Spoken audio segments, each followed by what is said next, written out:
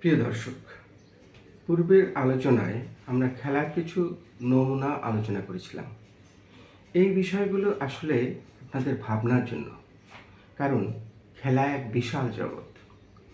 এরকম বহু ধরন আর এর বহু রকম ব্যবহার হতে পারে। আবার ভিন্ন ভিন্ন সংস্কৃতি ও লোকাচারের ভিত্তিতে খেলার নানান রকম অনুশীলন দেখা যায়। কিন্তু আমাদের এই বিষয়টা ভাবতে হবে যে আমরা কেন শিশু বিকাশের প্রয়োজনে খেলা নিয়ে আলোচনা করছি।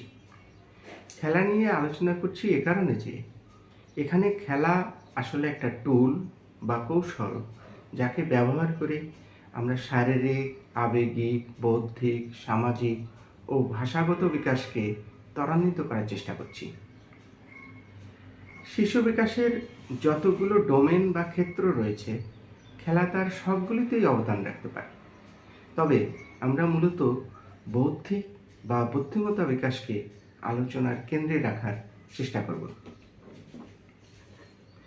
শিশুরা শুধু যে বাবা মা বা লালন পালনকারীর সাথে খেলবে তা নয়, তারা ভাই বোন, প্রতিবেশী বা আত্মীয় স্বজনের ছেলেমেয়েদের সাথেও খেলবে। খেলতে গিয়ে শিশুরা যখন একে অন্যের সাথে যোগাযোগ করে, কথা বলে, হাসাহাসি করে, ধাক্কাধাক্কি করে, এই সবগুলো শিশুর বিকাশে ভূমিকা রাখে।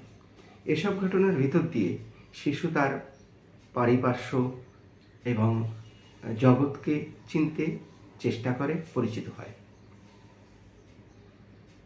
শিশুর বয়স 1 বছর পরেই তার প্রাথমিকভাবে ভান করে খেলা বা কল্পিত বিষয় চিন্তা করার ক্ষমতা তৈরি হয়।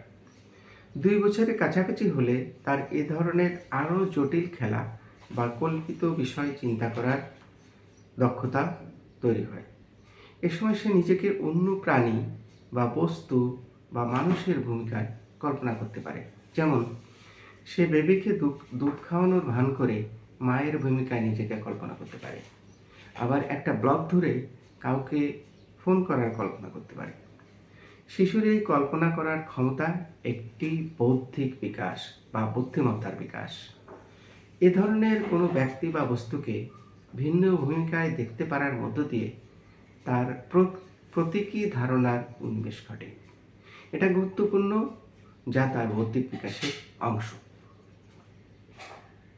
এখন প্রশ্ন হলো, বাবা মা হিসেবে আমাদের ভূমিকা বা দায়িত্ব কী হবে?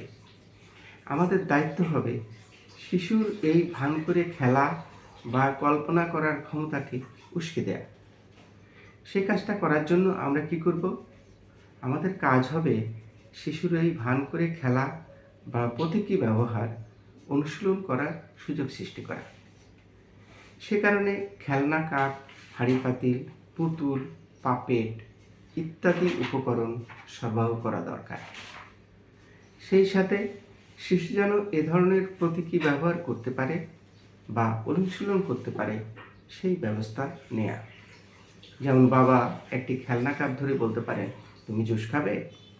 অথবা চা খাওয়ার অভিনয় করে বলতে পারেন, আহা, চাটা খুব গরম।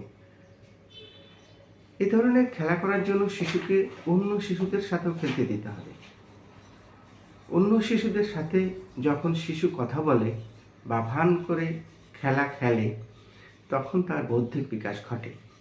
আবার এই মেলামেশার ফলে তার সামাজিক যোগাযোগ করার ক্ষমতা, ভাষার দক্ষতা ইত্যাদি উন্নয়ন ঘটে।